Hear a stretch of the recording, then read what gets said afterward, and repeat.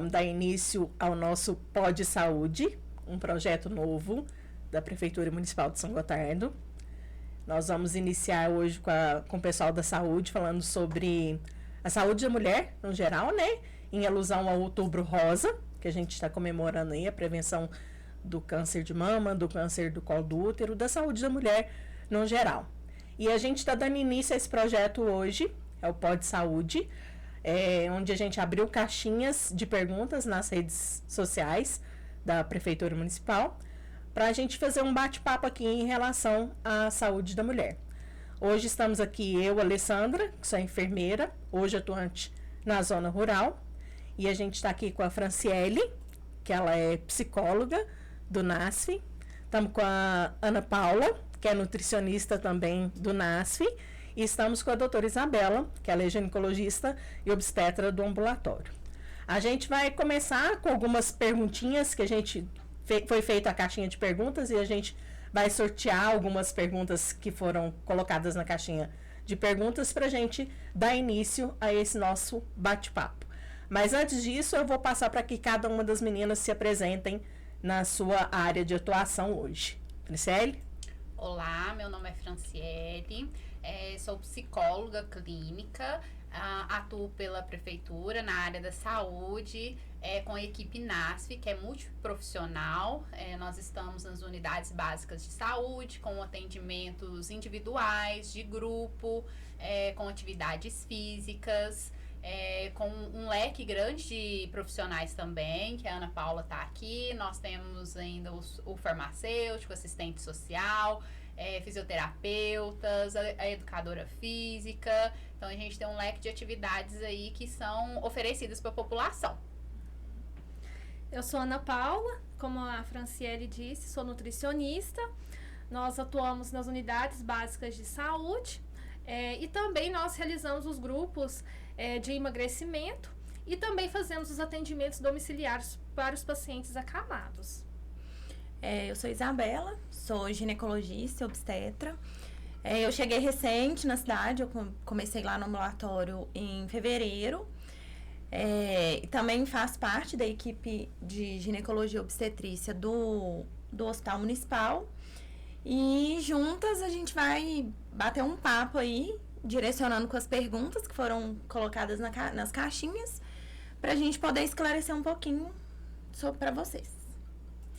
A intenção desse projeto do Pod Saúde é de que cada semana a gente vai falar sobre um tema diferente. Então, assim, fiquem ligados nas redes sociais da prefeitura, porque vão ser abertas as caixinhas direto, voltado para cada tema, e cada semana vai ter uma turminha aqui diferente para falar um pouquinho sobre a saúde.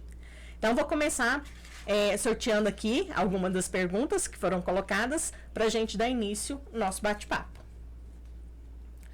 A primeira pergunta: o que fazer durante os fogachos da menopausa? Existe algo que possa comer ou fazer de treinamento mental para ajudar?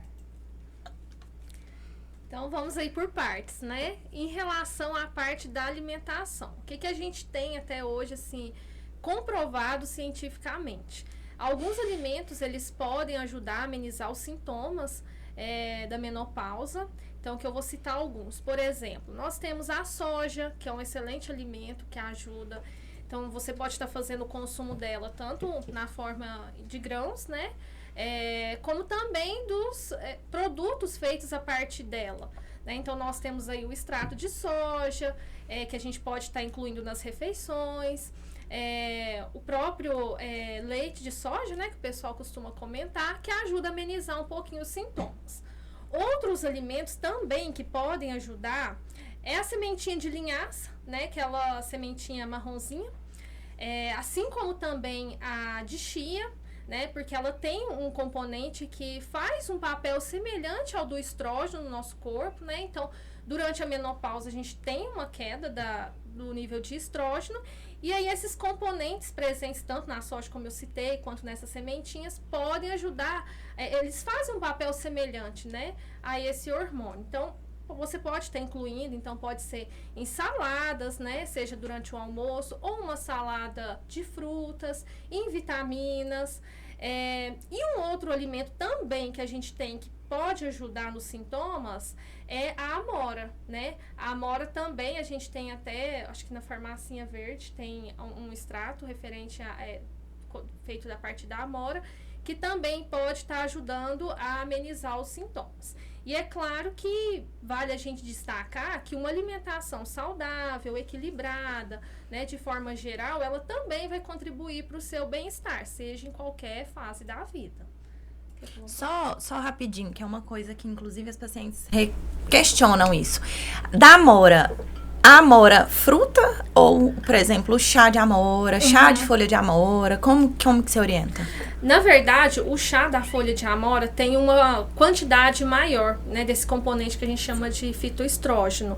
Então, ele vai exercer um efeito maior, né, se a gente for comparar a fruta. Mas também a gente pode estar incluindo a fruta também. Mas se tiver possibilidade, como a gente está falando na farmácia em verde, eu acredito que tem. Tem sim. Né?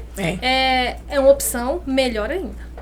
E a cápsula, a mesma coisa? Sim, da mesma forma, porque aí é concentrado, né, o fitoestrógeno concentrado.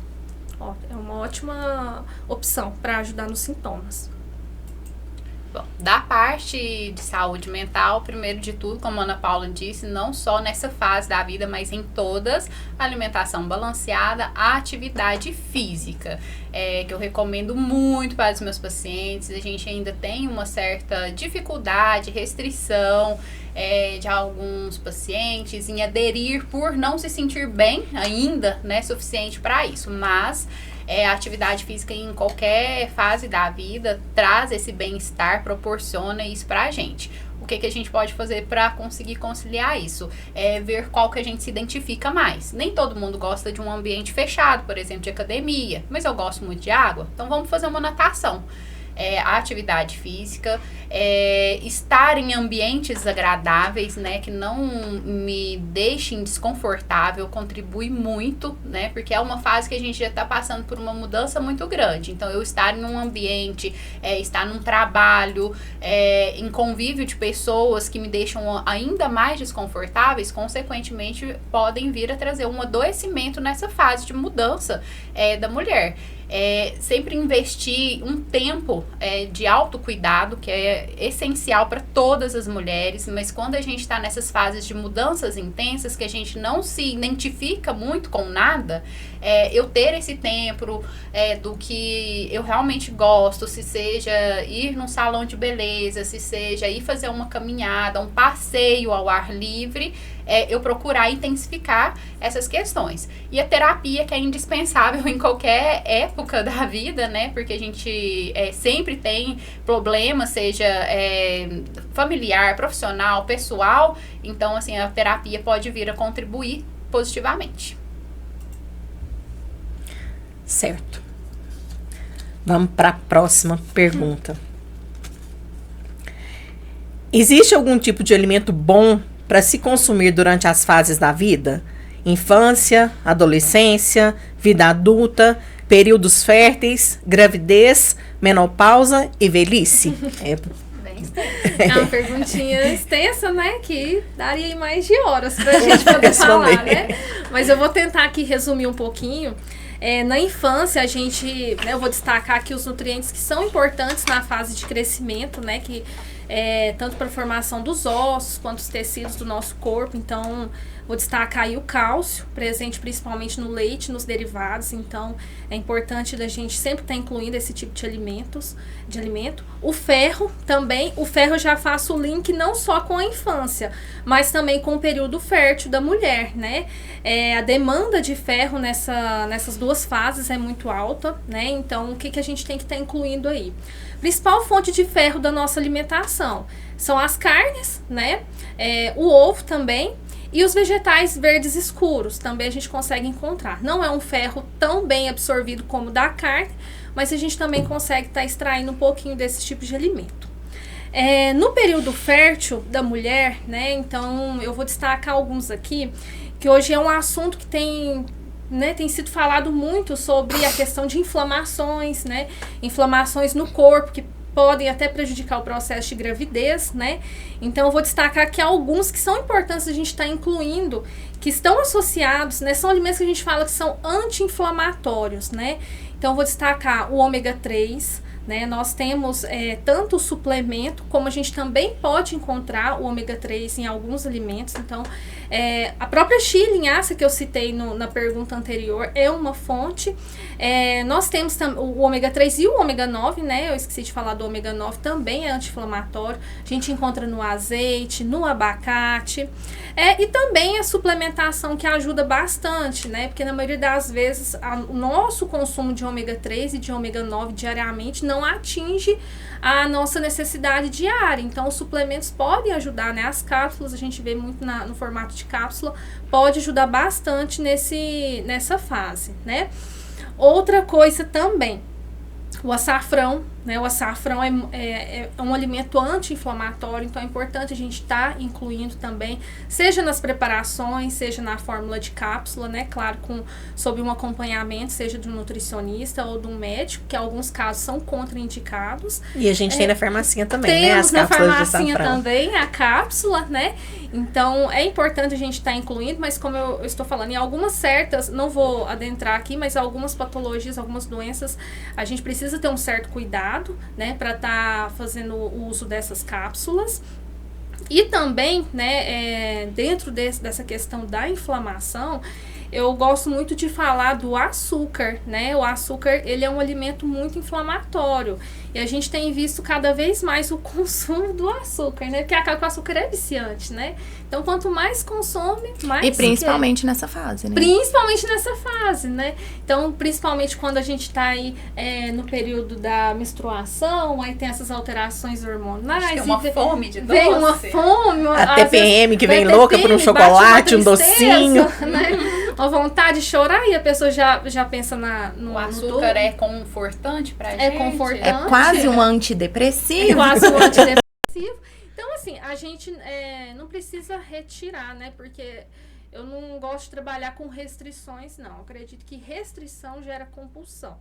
Então, quando você fala que não pode... Aí que quer. Aí que quer. Então, a gente tem que trabalhar com reduções graduais, né? E também a gente não é uma máquina, a gente não muda da noite pro dia, não. Então, se hoje eu tenho um consumo alto de açúcar, então vamos supor, de manhã eu consumo o leite com uma chocolatada, então vamos começar a diminuir esse achocolatado para reduzir esse consumo do açúcar, justamente pela essa questão da inflamação, né? Além de outras questões que a gente não vai, né, aprofundar aqui, o diabetes, né? O câncer também, né? Com o consumo do açúcar está associado. E, né, para as pessoas que estão na fase da idosa, né, eu destaco também a questão do cálcio, né, lembrando, né, o que eu falei na parte das crianças, que é presente nos leites, nos derivados, né, também, e também o ferro, também é importante nessa fase, né, vocês aí, médica, enfermeira, devem ver muito idoso com anemia, né, Sim. É comum da gente encontrar, então, vou destacar, é um assunto que dá para estender em horas, né, mas acho que eu consegui dar uma pincelada em alguns principais. Uma resumida. Né? Tá, vamos para a próxima. Aqui. Eu acho que o podcast está voltado só para você. Acho que todo mundo pensou só na nutricionista. Na nutrição. Porque é tão difícil fazer regime. Ah, tá. Me conta aí. É a dúvida de muitos. É a dúvida de muitos. Eu acho que é o que a gente mais escuta, né? O nutricionista. Então, entra um pouco no que eu falei agora. As pessoas, muitas vezes, colocam na cabeça que a gente tem que fazer uma dieta, tem que ser restrito, né? Quando vem a palavra dieta, já é sofrido. Já é sofrido. Proibir é uma palavra, assim, não no pode. geral, não só com alimentação, a gente tem dificuldade. Sim.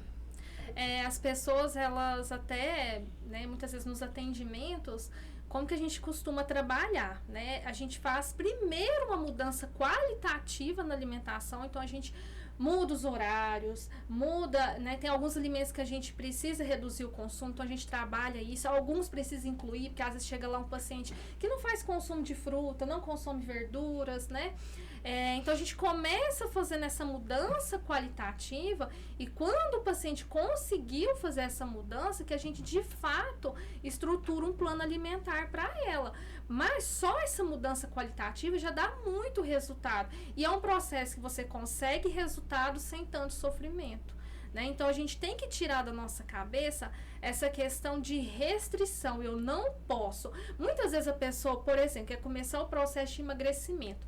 Ela foca no que ela não pode comer. E não deve ser assim. Você deve focar no que você deve incluir, que ainda não está na sua alimentação.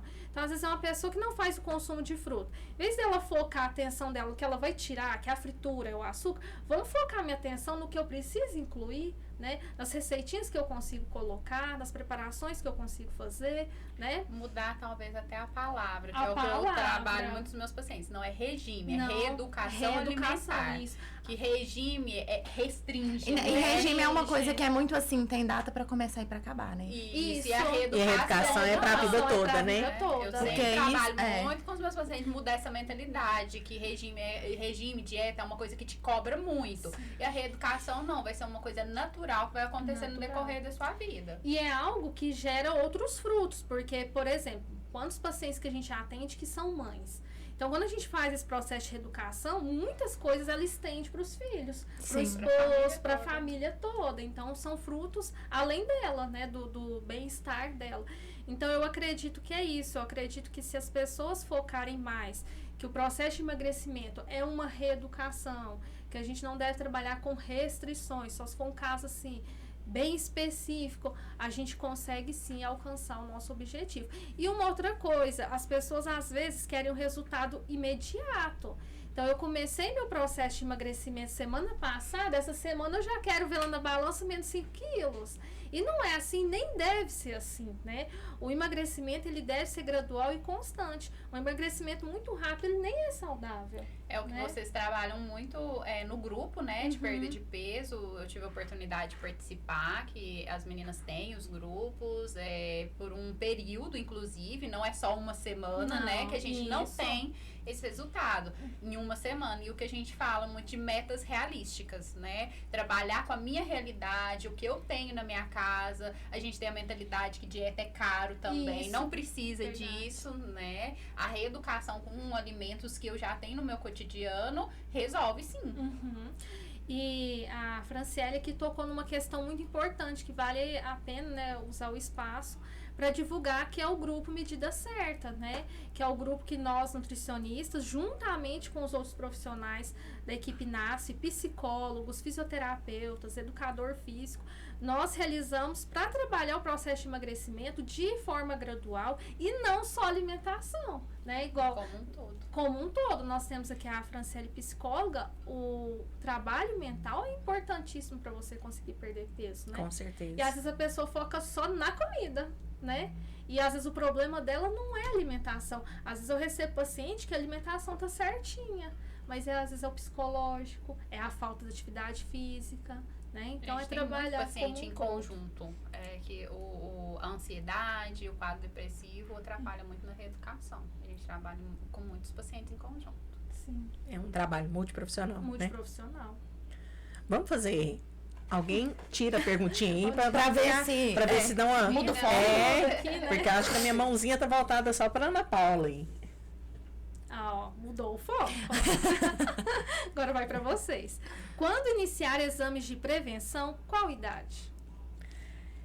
Eu acho que eu vou responder, né, Isabela? Pode começar e a gente vai junto. Hoje... o preventivo, né? O Papa Nicolau, né? Hoje o Ministério da Saúde preconiza a faixa etária de 25 a 64 anos de idade para coleta do citopatológico, que é o exame preventivo, muito chamado aí de Papa Nicolau. O que a gente orienta hoje no nosso dia a dia, na nossa rotina da unidade de saúde? A gente tem visto que as meninas têm dado início à vida sexual cada vez mais cedo, cada vez mais precoce, essa iniciação da vida sexual ativa. Então, a nossa orientação é que essa menina, ela já teve início de vida sexual, ela já começou a ter as relações sexuais, ela já tem que começar a fazer o exame preventivo. Ela já tem que procurar a unidade de saúde, o profissional que ela tem uma maior afinidade, uma maior segurança, para estar fazendo esse exame preventivo. Além de estar fazendo todas as outras orientações em relação à prevenção, né, o uso do preservativo, às vezes a introdução do anticoncepcional para evitar uma gravidez precoce, né? Então, a nossa orientação é que essa menina teve início de vida sexual ativa, ela já comece a fazer o exame preventivo. Né, doutora Isabela? É isso, porque igual a gente estava, inclusive, comentando, né? É um exame que é de fácil acesso, é um exame que é barato, né? Não é um exame, é desconfortável, mas não é um exame doloroso, absurdamente doloroso. Então, assim, quanto antes a gente consegue diagnosticar uma lesão pré-cancerígena, mais fácil da gente ter de evitar isso, né? E é igual a Alessandra falou, a gente tem visto as meninas começando a vida sexual cada vez mais cedo. E o câncer de colo de útero, ele não aparece de um ano para o outro. O câncer de colo de útero é um dos únicos que são possíveis de ser prevenidos, né? O câncer de mama, que a gente vai falar depois, a gente faz o diagnóstico precoce. O de colo de útero a gente previne. Como? Se a gente colhe anualmente, a gente faz o diagnóstico da lesão antes dela virar câncer e a gente consegue tratar para que isso não evolua. Exatamente. E como mais de 99% dos cânceres de colo de útero são causados pelo vírus HPV, que é um vírus sexualmente transmissível, o ideal é que, né, o que a gente orienta é que as mulheres tendo vida sexual ativa já façam o exame anualmente, justamente para fazer o diagnóstico dessa lesão antes de virar câncer. Porque o Ministério da Saúde igual preconiza essa idade, mas eu já vi mulher de 28 anos falecer de câncer de colo de útero. Então, às vezes, se a coleta tivesse iniciado lá no início da vida sexual ativa dela, isso não teria acontecido. E a mesma coisa, só assim, gancho, do prazo de parar de colher o preventivo. Hoje, mulher com 64 anos ainda tem uma vida sexual ativa. Às vezes a mulher ficou viúva, separou, ela troca de parceiro, né? Então, assim, hoje uma mulher de 64 anos é totalmente diferente de 10, 15 anos atrás. 10, 15 anos atrás era uma mulher que já não tinha mais relação sexual, né? E hoje tem o climatério, mas a mulher tem acesso a coisas que melhoram a vida sexual dela, que melhoram a libido, a lubrificação vaginal. Então, elas têm uma vida sexual ativa até mais... Exatamente. E, é igual eu falei, às vezes ficou viúva, separou, trocou de parceiro, então pode ter contato com o vírus depois dos 64 anos. Com certeza. Né? E como a expectativa de vida também aumentou, dos 64 até... Vamos supor que é uma mulher que vive até os 90, né? Então, é um prazo que se pode ter contato com o vírus e, às vezes, ter um câncer que poderia ter sido prevenido. Então, assim, isso é uma coisa do Ministério da Saúde que às vezes, eu até olhei, tentei procurar a data de quando que é essa preconização, eu não encontrei exatamente. Encontrei manuais de 2017, mas eu não sei se tem alguma coisa mais nova. Mais recente. Não, eu também... Que tenha mudado isso. Que a gente faz, não encontrei, não. Mas o que a gente orienta, né, é que seja...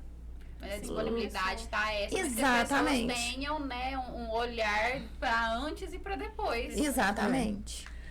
Eu sempre falo que a gente tem a diferenciação, que nós mulheres, o nosso aparelho é todo interno, né? A gente não consegue ver ele ali a olho nu. O homem não, o aparelho reprodutor dele é todo externo, então ele consegue perceber qualquer mudança, qualquer coisa diferente, ele tá atento.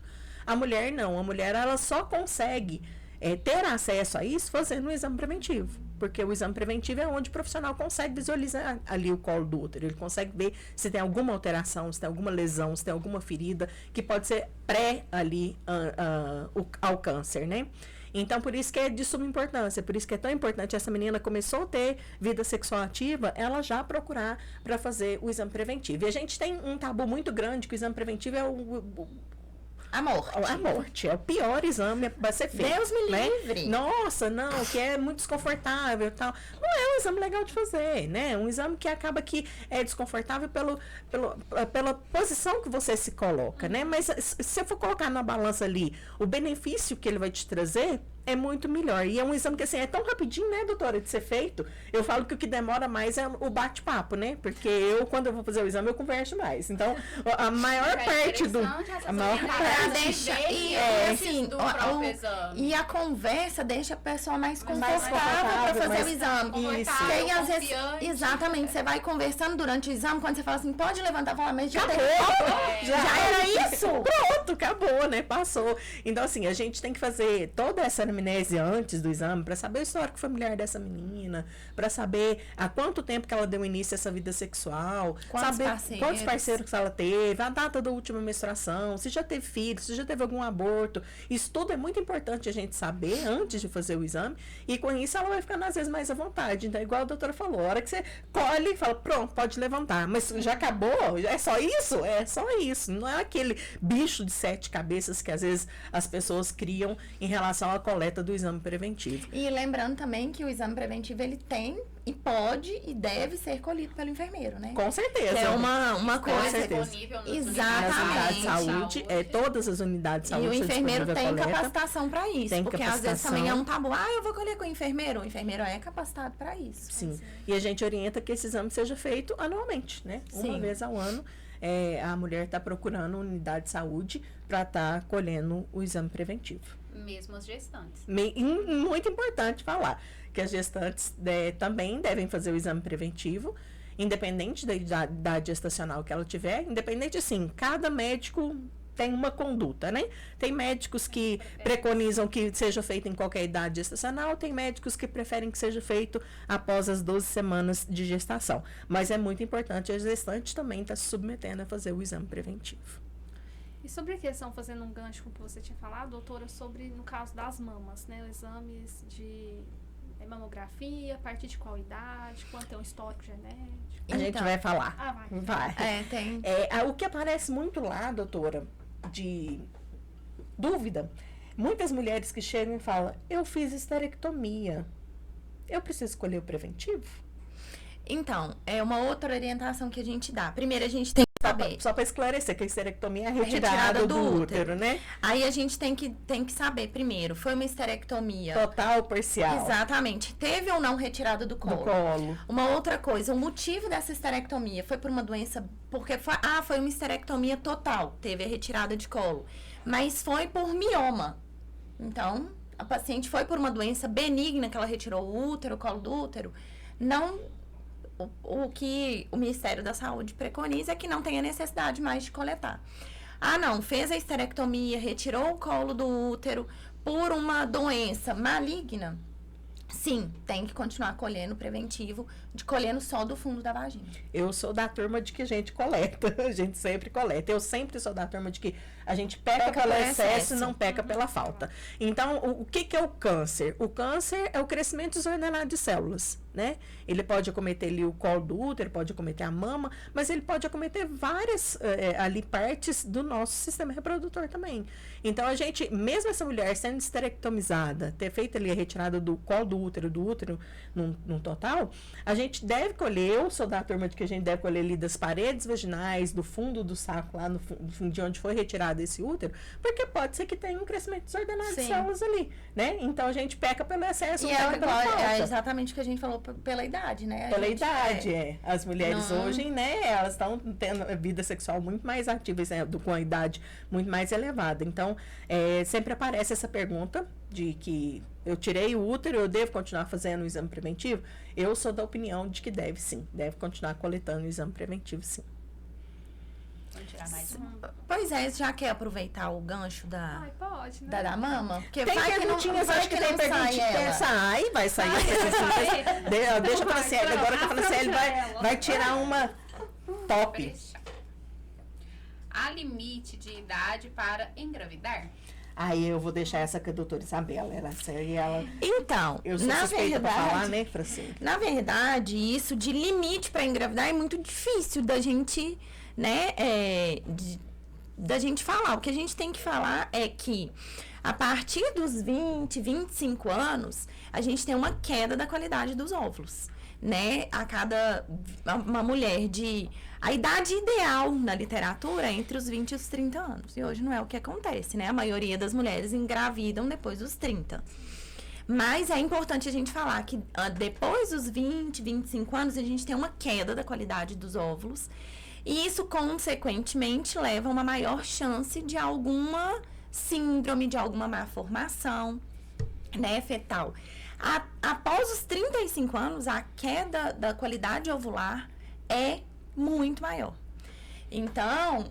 Mesmo com uma qualidade de vida boa? Sim, porque a gente já nasce com a quantidade de óvulos. A gente já nasce... Quando a gente tá lá na barriga da mãe da gente, a gente já tem uma quantidade pré-determinada de óvulos. Então não tem nada que eu possa fazer para melhorar o isso que a ao gente longo da pode, vida. por exemplo, a suplementação da coenzima Q10. É uma coisa que a gente tem visto hoje que tem... uma melhora indireta da qualidade dos óvulos. Só que os óvulos, como a gente já nasce com eles pré-determinados, a gente vem com o envelhecimento ovular. Né? Então, isso acontece ao longo da nossa vida. E com esse envelhecimento, a gente tem essa maior chance de síndromes, além da... Como é que foi a palavra que eu usei, gente? Da maior dificuldade, né? Da quantidade dos óvulos também diminuir, do índice de infertilidade, né? Vem diminuindo, principalmente depois dos 35 anos, tem a qualidade ovular, e aí a gente já pensa também aí o que vai interferir muito na qualidade de vida da mulher, com relação às comorbidades durante a gestação. Né? Uma mulher, por exemplo, com 36 anos que engravida, uma mulher que engravida extremamente sedentária, uma alimentação ruim, uma chance muito maior de ter uma diabetes gestacional, uma hipertensão gestacional, uma pré-eclâmpsia, trabalho de parto prematuro. Então, tem um monte de fatores. Porque hoje, assim, o que a gente vê é que a mulher tá priorizando a sua independência financeira, profissional, de liberdade, para depois pensar em constituir famílias, para depois pensar em ter filhos. Então, isso acaba que a gente prolonga, né, um pouco mais, espera um pouco mais. É aí que por isso que aumentou muito a congelação de óvulos. Né? As mulheres hoje... porque hoje mulher de 30 anos, muitas mulheres não têm nenhum relacionamento. Isso. Né? Então, assim, tem mulheres hoje que chegou aos 30 e poucos anos, não tem nenhum relacionamento fixo, porque antes era assim, não, eu tenho que casar logo, porque eu tenho que ter filho, né? Exatamente. Então, o que é feito? Hoje está cada dia mais crescente a congelação de óvulos, porque aí, se você engravidar aos 40, você está engravidando aos 40 com um óvulo de 30. Entendeu? Então, assim, isso tem acontecido cada dia mais. Lógico, eu não tenho isso pelo SUS, né? Pela rede pública. Não sei falar valor, mas é uma coisa que tem crescido cada dia mais. As mulheres têm procurado mais isso. Para poder conseguir se organizar, né? Na vida. Profissional, financeira. Para depois. Pessoal. Para depois gerar. Certo. Vai lá, doutora Isabela, agora. Será que eu vou pegar? Vamos ver. Pega essa grande. Você tem sorte. Essa é grande. Essa é grande mesmo. Estou entrando na menopausa, mas não sei se os sintomas são dela. Gostaria de saber quais os sinais mais nítidos desse período e quais os cuidados de saúde eu devo ter. Parece que a vida da gente para nesse turbilhão. Uma coisa que eu acho que é importante a gente, né, aproveitar até o espaço para frisar, que a gente caracteriza a menopausa, na verdade, o que a menopausa é a última menstruação na vida da mulher. E a gente coloca a menopausa como climatério. Na verdade, a fase depois dessa última menstruação é que a gente chama de climatério. Né? Mas eu imagino que é isso que ela está querendo dizer. Só que antes da gente ter a última menstruação, a gente pode aparecer alguns sinais que indicam essa falência ovariana, que é o que você falou, que com a menopausa vai diminuindo a produção estrogênica. Então, alguns sinais, e os clássicos que são, né? Os calores, os fogachos. E aí é importante a gente entender como que são esses fogachos. Porque toda mulher acha que sentiu calor está na menopausa. E, na verdade, o fogacho do climatério, né, normalmente vem um calor, normalmente no rosto, o rosto fica muito vermelho, né, dá a sensação de queimor mesmo, e rapidinho isso passa. Então, são oscilações né, muito repentinas, desse calorão que vem e que vai ao mesmo tempo. Tem mulher que fala assim, eu esquento muito os pés. Não é um sinal clássico. Né? Outras coisas que são mais clássicas, né? Além do calorão. A diminuição da libido, porque a gente tem uma diminuição estrogênica, então a mulher começa a ter uma queda da libido. Ressecamento vaginal. Então, consequentemente, tem uma maior dificuldade para ter relação sexual também por conta disso. O fato da suplementação é importante, porque aumenta já o risco da osteoporose por diminuição de cálcio nos ossos. Então, a insônia, a ansiedade, né? Os transtornos de humor também são mais frequentes nessa fase. E antes a gente via a reposição hormonal como assim, não, você repõe hormônio, você vai ter um câncer de mama daqui 5 anos. E os estudos hoje mostram que reposição hormonal é vida, né? Porque a mulher, ela tá cada dia, a gente volta de novo na mesma coisa.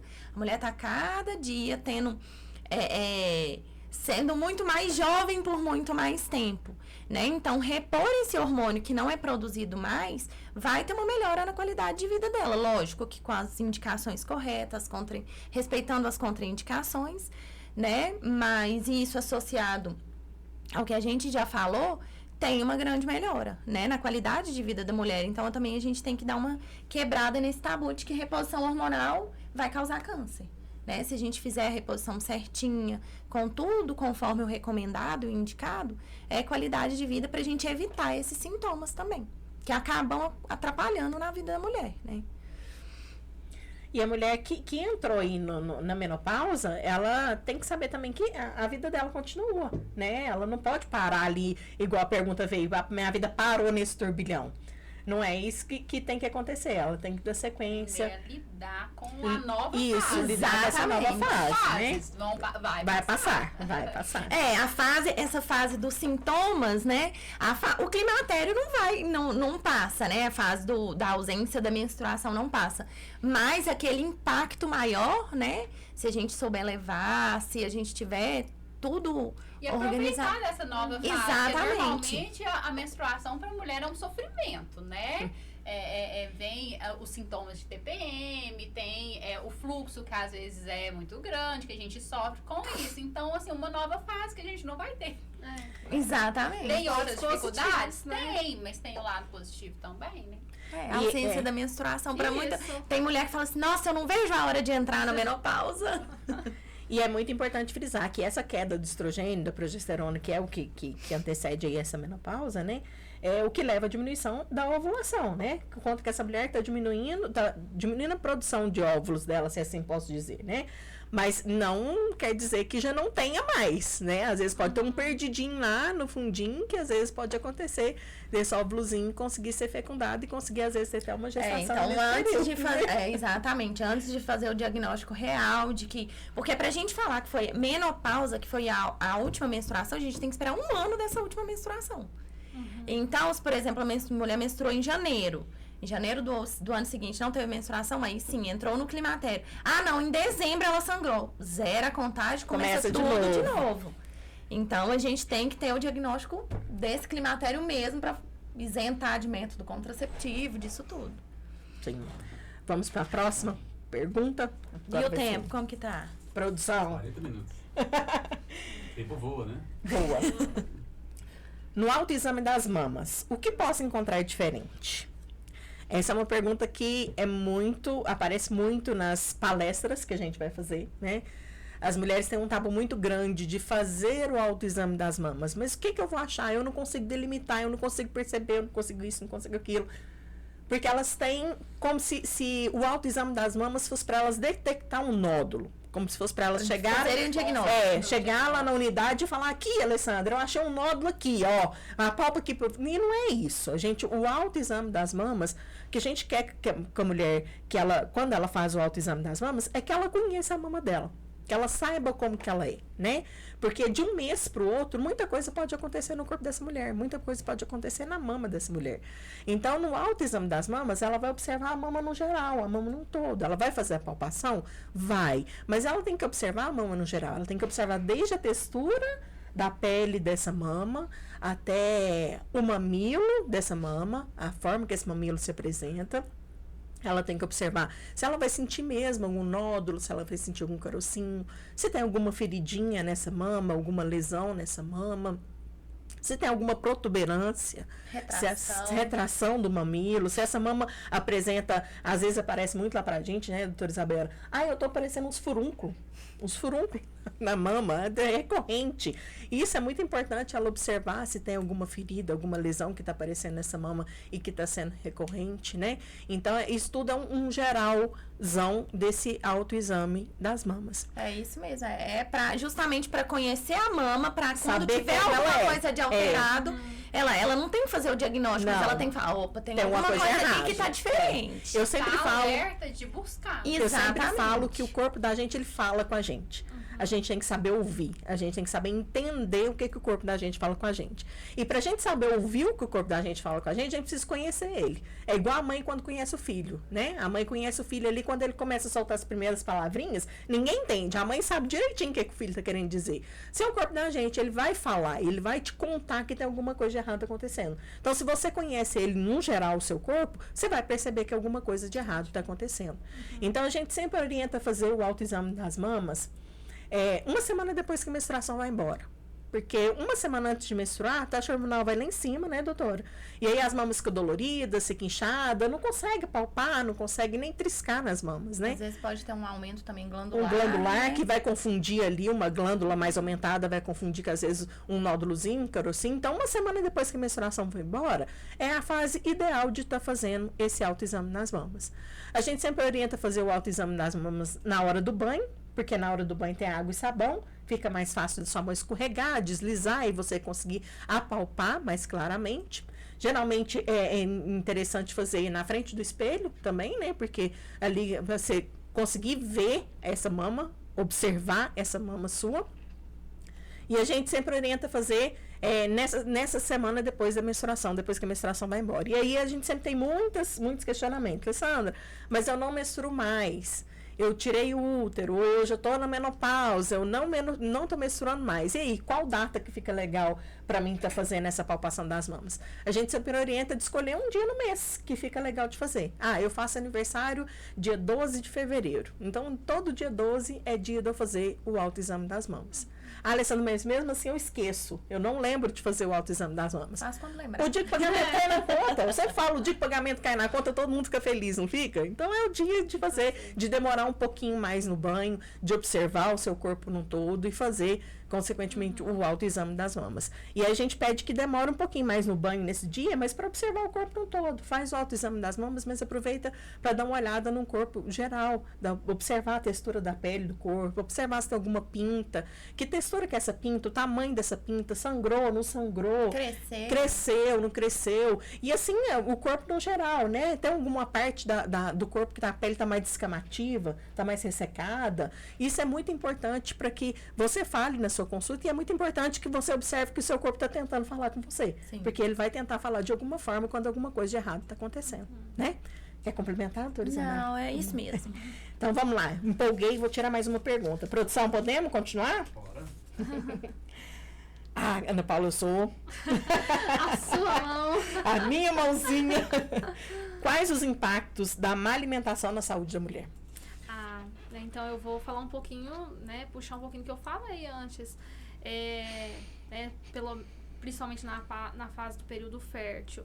Então, se nós temos aí uma alimentação desequilibrada, né, rica em gordura, rica em açúcar, isso gera processos inflamatórios no nosso corpo, que pode levar, né, algumas complicações, como a gente está falando aqui na questão de gestação, até, né, prejudicar nesse processo.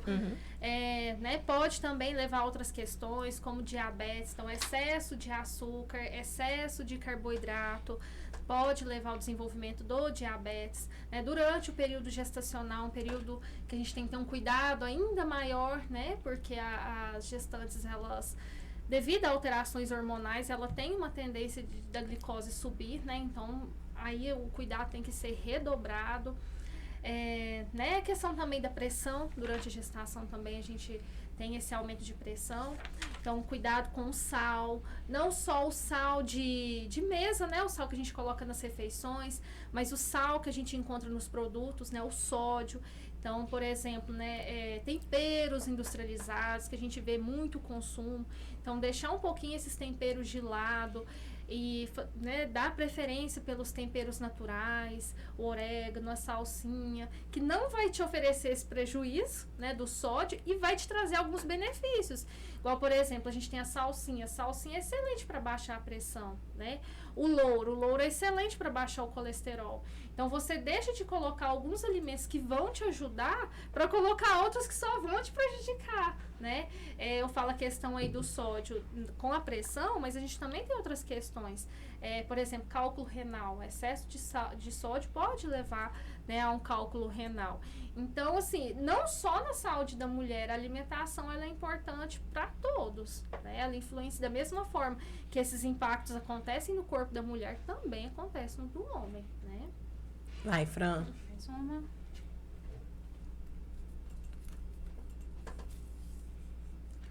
Corrimento vaginal é normal?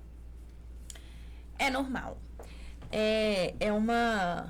A gente atende muito, né? O paciente fala assim, ai, mas eu tô com um corrimento e a mulher que tem produção hormonal vai ter corrimento. Quando que eu vou saber quando esse corrimento não é normal?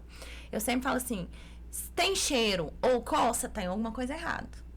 Mas o corrimento é fisiológico principalmente para as mulheres que não usam anticoncepcional, né, que vai ter a oscilação hormonal do ciclo menstrual, próximo ao período fértil, tem um aumento da produção vaginal, tem aquela famosa secreção de clara de ovo, da periovulatória.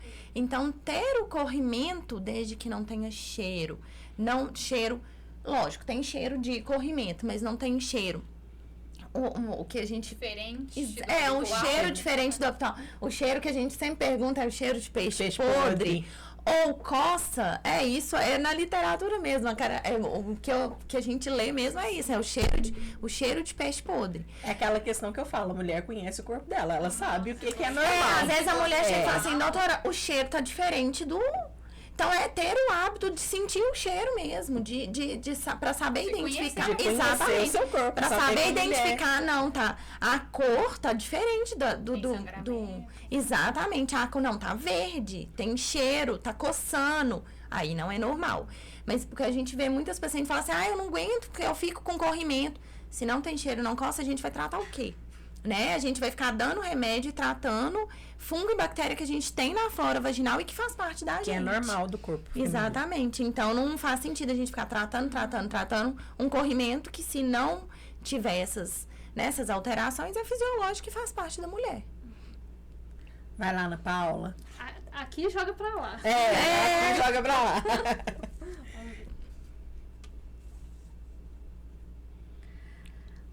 Qual a influência do uso de telas no desenvolvimento das meninas? Eu acho que jamais foi pra você, né, Fran?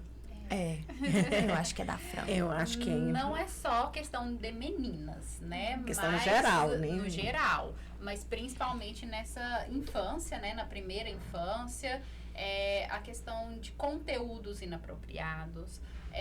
Porque hoje, assim, por mais que a mãe é muito cautelosa, por mais que, né, a gente tenha um cuidado, tem muita coisa além do que é cabível para aquela idade, para aquele desenvolvimento mesmo que a criança está passando por ele. E a limitação mesmo, né, que acaba ocasionando. Uma criança que fica só na frente da tela tem uma tendência o quê? Ficar ali só mais deitada, só mais sentada. Ela não tem interação com outras crianças. Não tem interação de brincar mesmo. Aí aumenta a obesidade. Isso, da atividade física, que a gente volta lá, que isso é para todas as idades, né? Então, acaba assim...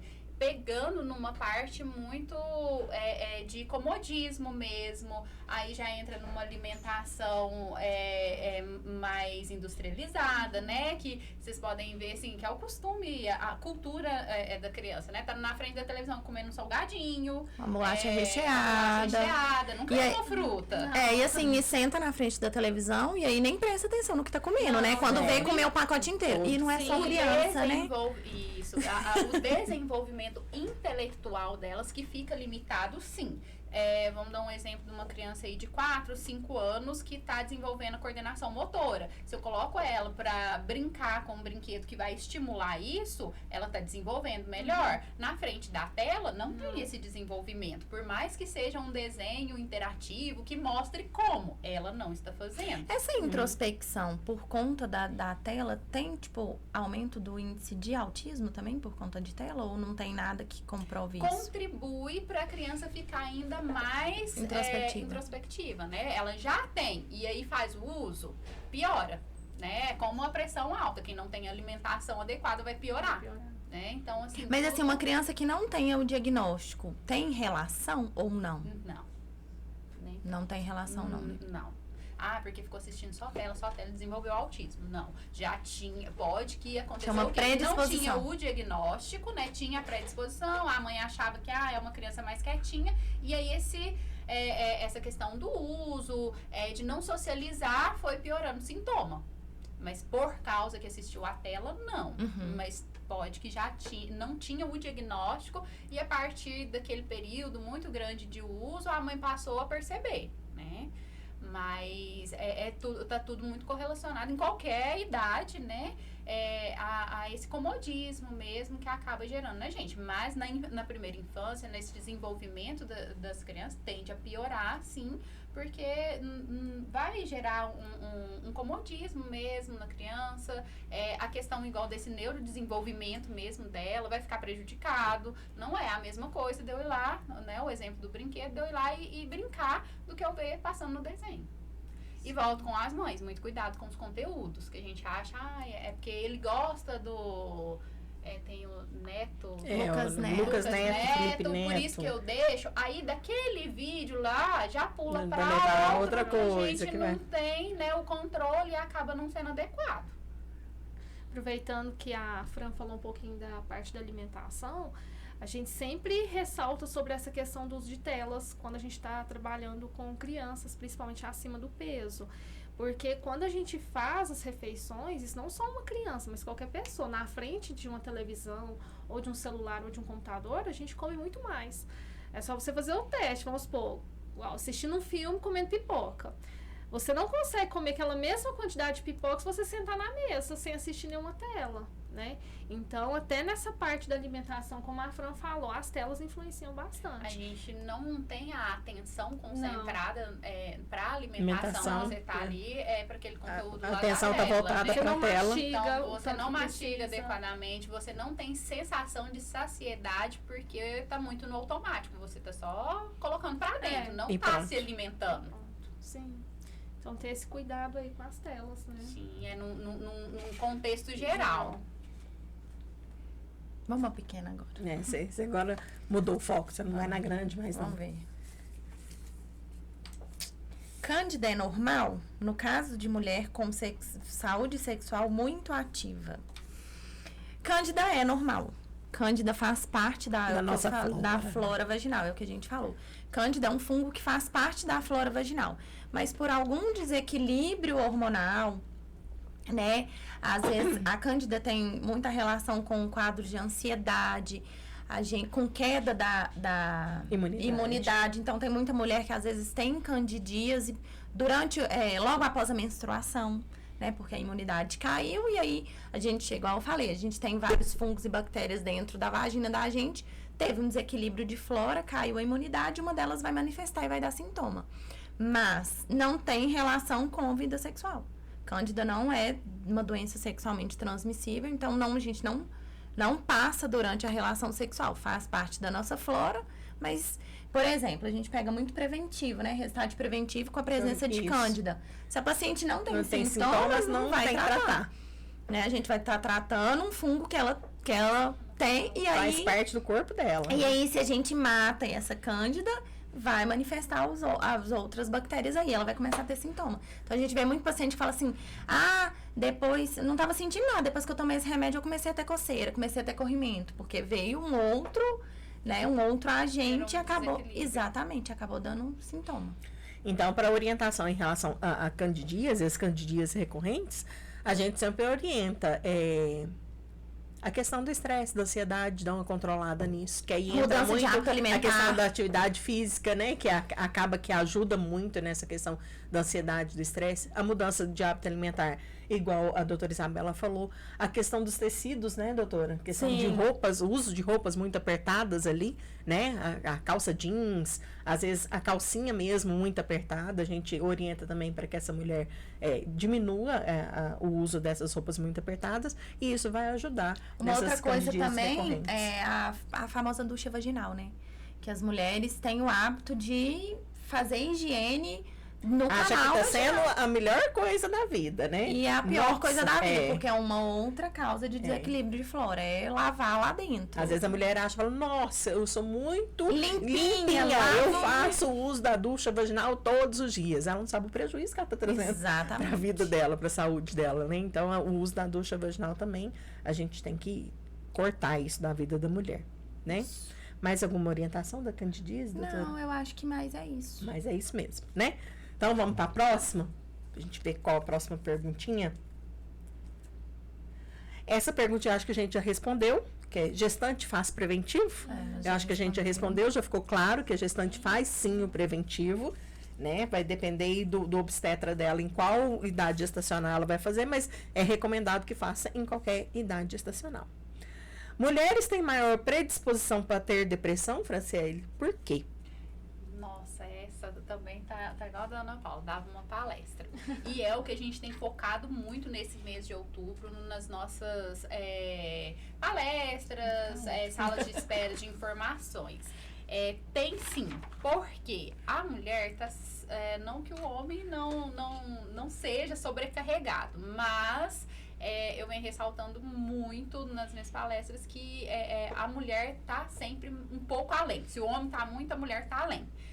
A sociedade hoje trouxe assim uma abertura muito grande no mercado de trabalho e a gente, para se posicionar, para ter essa independência financeira, a gente abraça isso de uma forma com unhas e dentes, né? E aí vem essa sobrecarga de ser funcionária, de me preocupar com a minha parte profissional, de me estabelecer profissionalmente, financeiramente, ajudar a família financeiramente, né? Que normalmente essa renda da mulher não é para ela sozinha. E aí vem a questão da família, né? Que assim, por mais que o pai compartilhe muito, os filhos normalmente são uma responsabilidade maior da mulher. A casa, no seu contexto geral, é maior da mulher, né? Por mais que o homem se responsabilize financeiramente de ter tudo ali, as coisas não aparecem na geladeira, nos armários, do nada, né? A roupa não se lava sozinha. A máquina, se você pôr a roupa lá em cima, ela não lava. Ela não aparece limpa, passada no seu guarda-roupa. Exatamente. Então tem que ter alguém por trás ali para coordenar, para se preocupar, para orientar de estar fazendo aquilo. Eu sempre brinco, Franciele, quando eu vou fazer as palestras, eu sempre falo que a mulher, ela é o alicerce, né? Sim. É a estrutura principal ali da casa. Se essa estrutura, ela desanda, tomba um pouquinho, a casa vem toda em cima, né? A casa desestrutura todinha. Porque a mulher, ela consegue manter ali, se o marido tá doente, se o filho tá doente, se os pais que são idosos estão doentes, ela consegue conciliar tudo. Ela dá conta do trabalho, ela dá conta dos afazeres da casa, ela dá conta de cuidar do filho, ela dá conta de tudo.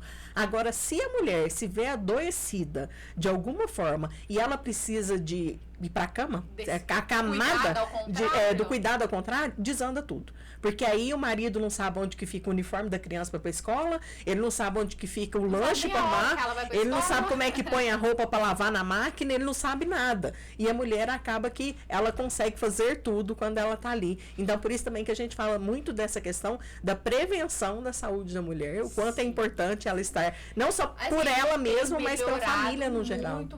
Muito. A gente a sociedade está tendo esse olhar para a saúde da mulher, para essa saúde mental, né? Isso. Mas ainda assim a gente vem de uma criação mais machista. As próprias mães, sabendo de tudo que elas passam, Ainda cria os filha, filhos. se você não aprender a lavar, passar e cozinhar, como você vai se casar? Aquela que decide não casar, não ter filhos, nossa, mas o que vai ser de você na sua velhice? Né? Decidiu ter uma profissão numa área mais masculina, por exemplo. Ela sofre o dobro para se estabelecer lá, para ela provar que ela é capaz. Mãe solo, vive o preconceito. Se você vai para um trabalho, como que você vai fazer com seu filho? O pai solo, né? E assim, é um exemplo até em casa. Porque, por exemplo, às vezes eu tô de plantão de noite, 10 horas da noite eu tô lá no hospital. Aí muita gente vira pra mim e fala assim, e quem fica com o seu menino? Uai, o pai, qual o problema, né? Mas o contrário não acontece. Pro esposo, se eles tiverem... Entendeu? É muito automático ser a mulher fazer isso. Por exemplo, se a mulher viaja e fica fora de casa uma semana, vai virar pro moço, como é que você tá fazendo? Como que você tá comendo? A gente fica sem o marido uma semana e tá tudo aí. E ninguém pegou, Então, assim, a gente vem de uma cultura, de uma criação, de uma sociedade muito predominante que tudo isso é da mulher. Tudo a mulher tem que conseguir, ela tem que dar conta. Isso traz o adoecimento, porque o dar conta de tudo é muito difícil. É muito pesado, e às né? vezes o marido tem dificuldade de enxergar que a gente não dá conta de tudo, né? E mas que uma hora... nessa questão cultural, gente, eu falo muito com as minhas pacientes de mudar. Às vezes chega no consultório e fala assim, nossa, meu marido é muito bom porque ele me ajuda. Não, ele não te ajuda, ele não faz mais que obrigação. Não é verdade? Seu marido te ajuda com seu filho? Não, ele faz o papel de pai. Compartilha comigo Entendeu? a casa, as tarefas, os filhos, porque é participação dele também.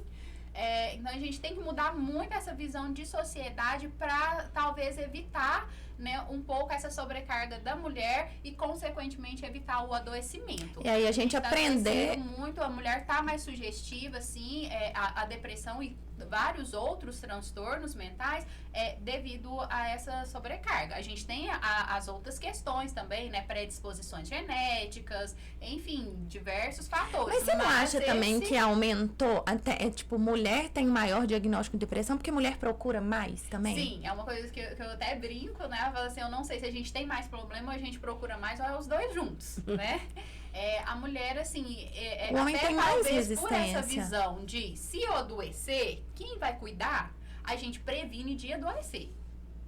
Porque a gente não tem tempo para adoecer. Aonde a gente trabalhou muito no outubro, essa questão da mulher ter esse olhar, que vamos parar 5 minutinhos para fazer um autoexame, para prevenir, porque se acontecer o adoecimento, vai ser tudo mais difícil. Essa vida tão corrida, tão sofrida, essa dependência da família toda de você, vai para onde? Tem coisa que, infelizmente, a gente não pode, mas tudo que tiver no nosso alcance, é melhor eu tirar esses 5 minutos do que depois ter que tirar 1 ano, 2, 3, perder, né, etapas, perder a vida, o crescimento dos filhos, por não ter evitado. Então, assim, a pergunta, sim, a mulher está mais predisposta devido a tantos fatores. E procura mais. E procurar mais. E não tá errado em procurar, não. A gente tem que procurar. Não, o que tá errado é o homem não aceitar, que ele precisa também de uma terapia, o homem, né? muitas vezes, ele procura outros meios para ele descarregar isso, né? Então, muitas vezes, ele vai procurar a bebida, às vezes até as drogas, né? Ele não procura a ajuda da forma que é certa, que convém, mas ele procura a ajuda de uma outra forma que ele vai trazer maiores prejuízos ainda para a saúde dele. Na questão do atendimento, né, para o homem, né? A gente tenta trazer muito isso para eles, porque o homem tem muita dificuldade em se abrir, em contar onde realmente está o problema. E às vezes a gente perde esse tempo de ser efetivo. A questão que a gente trabalhou já no setembro, do suicídio. A mulher tem muito mais tentativas, mas o homem tem mais sucesso. O homem, quando ele chega a tentar, é de forma muito agressiva. Então, ele acaba sendo mais eficaz, né? Na tentativa. No intuito dele. Então, assim, a gente tem muito mais por parte de mulheres. Mas o homem, quando ele tenta, ele já é mais agressivo e acaba fazendo mesmo. Então, a gente precisava mais trabalhar cada vez mais essa psicoeducação de homens em diversas questões. Do cultural, né? Vamos compartilhar com essa esposa, com essa mãe, com essa mulher em casa. E ele realmente está tendo um problema. Vamos abrir, vamos contar o que está acontecendo para não só a mulher, mas quem tiver ao redor poder contribuir. Ontem eu estava até vendo um vídeo na internet que fala muito disso, que o homem quando tem problema, ele vai como se ele fica tão introspectivo que ele como se ele fosse para dentro de uma caverna, né? E ele se fecha para tentar resolver o problema. E a mulher não, a mulher resolve o problema falando. A mulher tem que falar, exatamente, ela tem que falar sobre aquilo para conseguir resolver. E aí é justamente isso quando perde essa oportunidade. Que aí o homem, quando ele sai dessa caverna, já perdeu a oportunidade de conseguir resolver muita coisa, né? Então, é muito isso mesmo. A procura de homem é muito... Para tratamento psicológico é muito mais difícil. É bem menor. Vamos dar sequência aqui nas nossas perguntinhas. Aleluia. O SUS... a pergunta que a doutora tava doidinha pra chegar. Não, é ela que perguntou, tadinha. Eu falei, não é possível que não vamos chegar nessa pergunta. O SUS libera mamografia para mulheres com menos de 40 anos que tenham um histórico de câncer na família, doutora Isabela? Sim. O Ministério da Saúde preconiza mamografia para pacientes, né, sem comorbidades a partir dos 50. A Sociedade Brasileira de Ginecologia e Obstetrícia a partir dos 40. Mas para as mulheres que têm histórico familiar, familiar de primeiro grau principalmente, né? É liberado 10 anos antes de quando essa parente teve a doença. Então, por exemplo, a minha mãe teve câncer de mama aos 45 anos. Então, dos 35 anos, a partir dos 35 anos, tem que começar. E aí, nesses casos, o SUS libera. Eu não sei como que tá. Às vezes você vai saber falar melhor, Alessandra. Para paciente de risco habitual.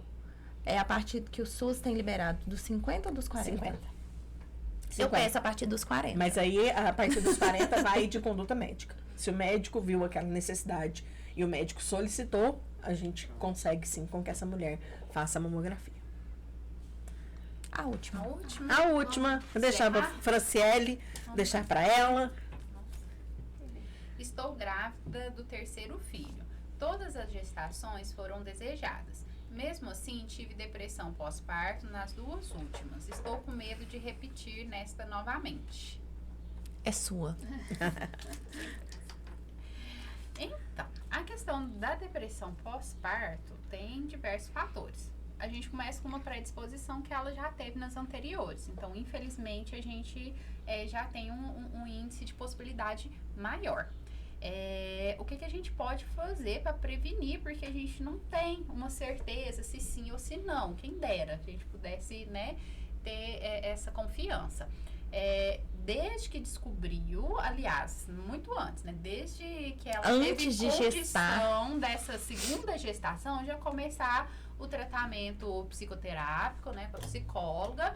Se houver necessidade, vai ser realizado o acompanhamento psiquiátrico, medicamentoso também. E intensificar agora nessa 3ª gestação. A questão de ser desejado ou não, quem não é desejado, talvez pelo o susto, para assimilar a ideia, tenha maior dificuldade, esteja mais propenso. Mas não está vinculado a se foi uma gravidez indesejada, vai desenvolver depressão. Não, pode ser o filho mais desejado, a gestação mais perfeita do mundo e acontecer no pós-parto. E às vezes um pós-parto muito bom, que teve uma rede de apoio muito boa, ainda assim desenvolver. A gente não tem essa condição de falar com precisão se foi isso ou se foi aquilo. Pode acontecer, às vezes, uma coisa pequena, às vezes no parto, né? Foi uma gestação muito tranquila, mas sofreu alguma violência no parto, a partir dali, né? Uma outra questão que eu trabalho já desde a minha época de faculdade, a questão do imaginário com a realidade. Eu imagino um filho romantiza, assim, lindo, maravilhoso, que não vai chorar, que não vai ter problema com a amamentação, perfeito. E aí eu me deparo com a minha realidade. né? Que é um filho, às vezes, com uma dificuldade na amamentação, com várias restrições, muito diferente, até fisicamente, do imaginário da mulher. Então, tudo isso contribui para a gente, às vezes, ter a depressão pós-parto, a longo prazo também, não só pós-parto, tá? A gente pensa, pós-parto são 45 dias. Mas eu posso vir até essa depressão 3 meses, 6 meses depois, né? Às vezes a gente tá tão ligada naquele bebê, nos cuidados dele, que a gente não se percebe. E aí, quando ele começa a ter uma independênciazinha, que eu vou me situar enquanto mulher, a depressão vem. E aí também é importante saber diferenciar o baby blues, né? Sim, Da depressão, porque também. tem a queda hormonal, vai ter aquela melancolia mesmo, que faz parte do pós-parto. O medo, tristeza, por algumas coisas, às vezes até por romantizar a maternidade. Como diferenciar, que a gente tem Da que falar depressão. muito isso. O baby blues vai ser de uma forma menos intensa, né, do que a depressão, e ela vai ter um período muito menor, né? Ali são 2, 3 dias, essa tristeza mesmo, às vezes o choro. Chora por nada. Né? O medo de não dar conta de cuidar do bebê, e costuma acontecer assim, uns 7 dias, 10 dias após o parto. A depressão é como eu disse, não tem essa data, se é uma semana, 2 meses, 3 meses, né? Não se limita aos 45 dias pós-parto. E ela perdura, não passa dentro de 2, 3 dias, vai aumentando sintomas e você passa a se afastar às vezes do bebê. Não é só o receio de não dar conta, que no baby blues é aquela questão, eu tenho medo, mas eu vou e cuido. Eu faço. A depressão, eu já não dou conta, eu tenho essa limitação pra mim, eu já não quero, eu não dou conta. Tem um amor, tem um afeto ali pela criança, sim. Às vezes perde também um pouco esse vínculo, nem todas vão conseguir manter, estabelecer.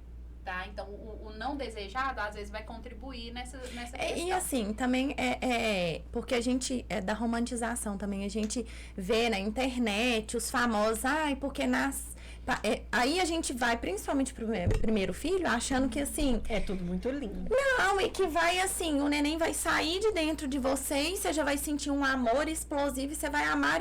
É uma criança que é uma pessoa que você nunca viu. Né? Então, assim, é um amor que também é construído, né? A gente vai com aquela romantização de amar enlouquecidamente naquele primeiro segundo. Exatamente. Aquela que desde o positivo já idealiza, já ama, e aquela que vai assimilando a ideia aos poucos, aquela que vai assimilar, a ficha vai cair quando tiver com o bebê chorando nos braços. E assim, é uma coisa que eu brinco também muito com as pacientes.